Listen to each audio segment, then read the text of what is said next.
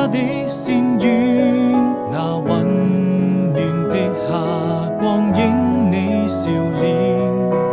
挽着手並肩走過橋邊，轉眼間日淚情揮灑滿了藍天，還記得多年前路差館的窗前，我經過茶園，那就是永遠。不需一聲再見，不需一句誓言，因為我心中無盡思念。穿過這條長街，來到青石上面，遙遙隨煙，你的動人容顏會在我